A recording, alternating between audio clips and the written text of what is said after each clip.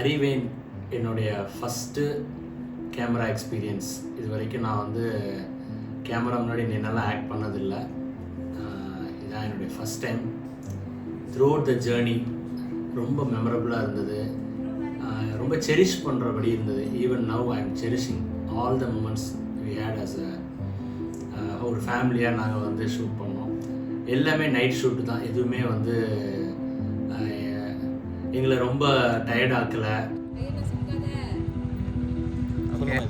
Camera rolling. 11 மணி 12 மணி 1 மணி நைட்டுக்கு 4 மணி 6 மணி வரைக்கும் நாங்கள் ஷூட் பண்ணிடுவோம்.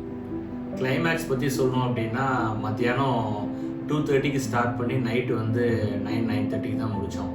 அந்த சீன் வந்து நாங்கள் ஃபுல்லாக நின்றுக்கிட்டே இருக்கணும். Entire crew was there. நாங்கள் எல்லா கேஸ்ட் அண்ட் க்ரூ எல்லாருமே அந்த ஒரு சீனில் வந்து நாங்கள் இருந்தோம். இது வந்து ஒரு க்ளோஸ்டு ரூம். எல்லா டோர்ஸும் லாக் பண்ணிட்டாங்க. ஜன்னல் கூட எல்லாம் க்ளோஸ்டாக தான் இருந்தது. அதே போல் ஃபேன் கிடையாது. ஃபுல்லாக வந்து ஸ்மோக்காக இருக்கும் ரூம் ஃபுல்லாகவே. லைட்டிங்ஸ் வந்து அவ்வளோ ப்ரைட்டாக இருக்காது. ஸோ அந்த இடத்துல வந்து மத்தியானம் 2:30 மணிலேருந்து நைட்டு 9 மணி வரைக்கும் அந்த சீன் வந்து நாங்கள் பண்ணது வந்து பயங்கர சேலஞ்சிங்காக இருந்தது.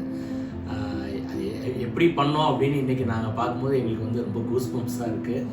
அந்த சீன் வந்து என்னால் மறக்க முடியாது. நான் வந்து சினிமாவில் நடிக்கணுங்கிறது என்னோடய ஆசையாக இருந்தது. பட் எங்கள் பேரண்ட்ஸ்லாம் அக்செப்ட் பண்ணல. அதுக்கப்புறம் லைஃப் எப்படியோ போச்சு. பட் இத்தனை வருஷம் கழித்து காட் வந்து இந்த மாதிரி ஒரு எக்ஸ்பீரியன்ஸை கொடுத்தது வந்து how he fulfil my desire அப்படிங்கிறத என்னால் இன்றைக்கி நம்ப முடியல. I really thank God for this wonderful experience. Hope இது வந்து பல பேர்த்துக்கு இந்த ஸ்டோரி வந்து ஒரு பிளெஸிங்காக இருக்கும்னு